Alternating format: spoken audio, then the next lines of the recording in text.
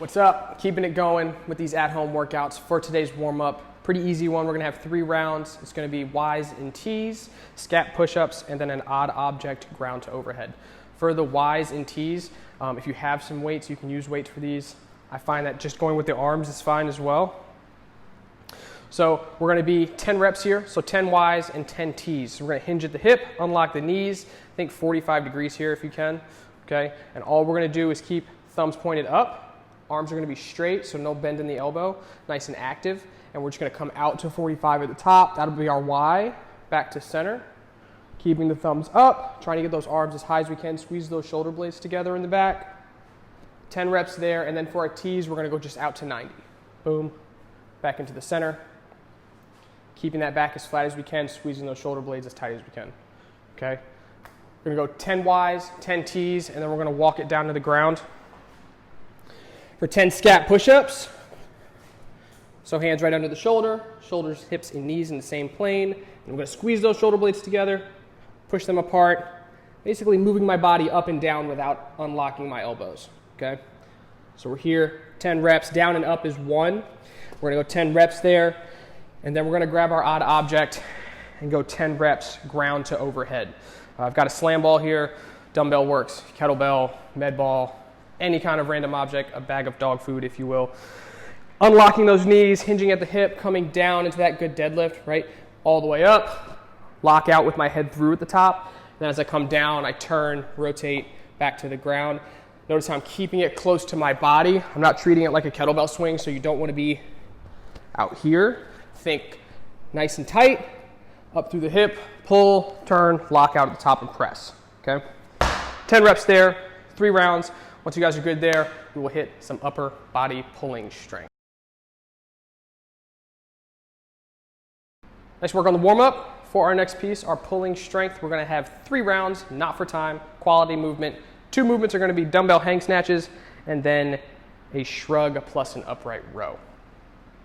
All right, so for our movements, hang snatches, we're gonna have 10 reps. There's gonna be 5 on the left, 5 on the right. And this is gonna be from the hang, so we're not gonna go from the ground each rep. So single hand, my feet will be just outside the hip, toes can be slightly pointed out here, just find a comfortable stance where you can hip hinge. We're gonna unlock the knees, push the hips back. This is gonna be my start. So my hand is pretty much right in between my knees, right in the center of my legs. I'm driving up, catching overhead, bringing the feet back together. If you guys notice that shuffle, that's what kind of turns it into a power snatch. So as I pull through the middle, I jump and land underneath. Not really jump, but I land under the dumbbell. So think about shuffling the feet out, kind of like the same thing with that jerk. Get tall before you get small, okay? So we're gonna go 5 on the right, 5 on the left, just looking for a solid lockout overhead, okay? Once you're done with those snatches, if you have a band, we're gonna grab it. We're gonna go into 10 shrugs plus an upright row, okay? So into the band. Remember, the farther apart your feet are, or the more slack you have in the middle, the more tension on the band. For the shrug, pretty easy movement, so don't be afraid to go a little heavier with that tension if you do have a band. All I'm looking for is an active shrug up with the shoulders, finish with the row, back down, relax the shoulders. Okay, so one more time, shrug up, pull, relax, relax. Okay, so we want to shrug first, finish the pull, come back down, and then relax that shrug. Okay, so 10 reps there. If you don't have a band, you can do it with a dumbbell as well. You'll just hold it right in the center. Same exact movement. I'm going to shrug up, pull my elbows high and outside, and then come back down. When you guys pull, make sure we're staying tight to the body. I don't want to be out in front, so make sure it's almost brushing your body on the way up. Okay, so we got elbows high and outside. So we're going to have 3 rounds, not for time, back to back. Once you guys are finished up there, we're going to go into our weekly metric for our 4-minute EMOM. All right, for our weekly metric, 4-minute EMOM, if you guys recall, we had 10 burpees plus a push-up every minute on the minute for 4 minutes. Okay, so now we're gonna bump it up a little bit. We're gonna go every minute for 4 minutes. We're gonna give you a little bit of a range, so 10 to 15 burpees plus that extra push-up. So we're gonna try to bump that number up if we can. 4 minutes. I want you guys to shoot for around, let's call it 15 to 20 seconds of rest, maybe closer to that 15-second mark if it needs to be. Burpee is just chest to deck, both feet back, and we're just gonna add that extra push-up in. So both feet back, all the way down to the ground. I'll come up to a full lockout, and then bring my feet back in and hop at the top. Okay, so one more time. You're gonna have to stay a little more rigid for that push-up. So normally when we do that burpee, we kind of warm up if we need to. We can definitely do that for that first part, but I want that second push-up to be rigid. Hop in or step in. Stepping in and stepping back is fine. All right, so we got 4 minutes. We're shooting for 10 to 15 reps of a burpee plus that extra push-up. And once you guys are good there, we're going to our push-it conditioning, which is gonna be a quick 5-minute AMRAP. We're gonna have 10 dumbbell clean and presses, 5 on the right, 5 on the left, and then 10 V-ups. And that's gonna be a quick 5-minute AMRAP right into it after that 4-minute EMOM. We're not gonna have any rest. So you're going back to back, boom. For the dumbbell clean and press, we'll go from the hang. They will be a squat clean. So let's go right between the legs, drive up. I want you to lock out first, and then we're pressing at the top. So there's no push press, there's no push jerk, no drive with the legs. It really is all upper body. So as I stand up from that clean, I press to lock out overhead, okay? 5 on the right, 5 on the left. Then we'll hit the ground and go into our V-ups. These are not alternating, so it's gonna be both feet at the same time. So I'm just going into like a forward fold, if you will. So I'll pick both legs up and try to touch at the toes if you can. If you wanna go alternating, let's go into 5 on the right, 5 on the left. So I'll be in that same position. I'll reach up, touch, 10 total. Or we can go both legs. Both legs is a lot harder. So alternating 5 and 5 is totally fine. You have 5 minutes to do as many rounds there as you can. Once you hit that 5-minute mark, we're gonna have a 2-minute rest, and then we're gonna go into an 8-minute EMOM. For the 8-minute EMOM, we're gonna have 2 movements.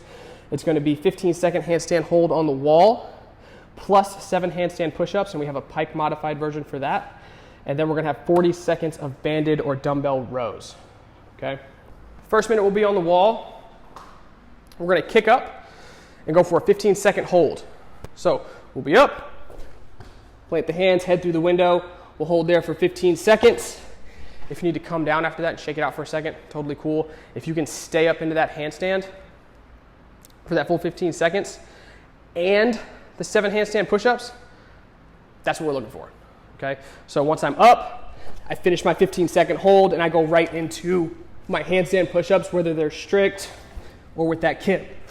Either one's fine there. 7 reps total. If not, we're gonna go onto a box and go into a pike push-up. So my feet would be elevated. I walk my hands back.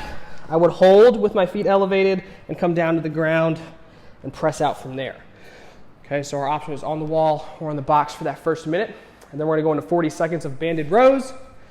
This would be minute 2. Remember, you can adjust that tension with how much band you have in between the feet. Just gonna go, I like to go hands inside the band here, so wrapped inside. I'll grab, I'll hinge at the hip, pull up into the body. We're gonna go 40 seconds, keeping the back flat. Just a good squeeze at the top.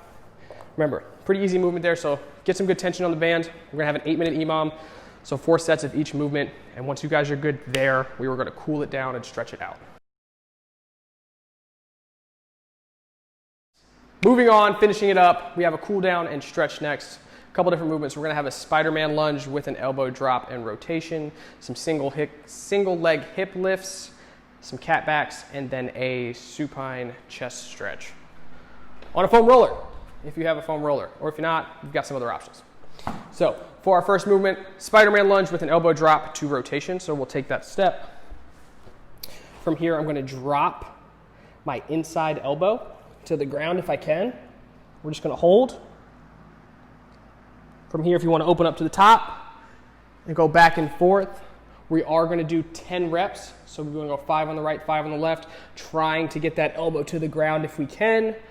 Open up, try to work that movement, drop that hip as low as we can, try to get that knee to the ground.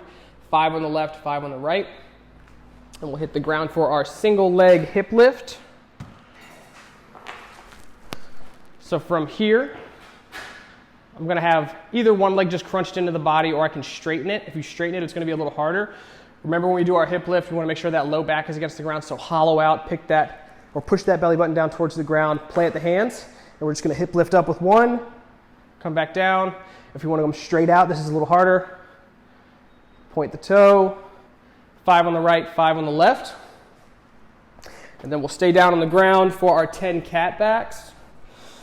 Hands right under the shoulder, or all fours. And all we're going to do is push that spine up. Let the head fall, and then pull that belly button down and pick the head back up. And that would be 1 rep, so we're going to go 10 total there. One more time. Spine up, push those shoulder blades away, and then squeeze those shoulder blades together and pull the belly button down, head up. Okay, so 10 reps there.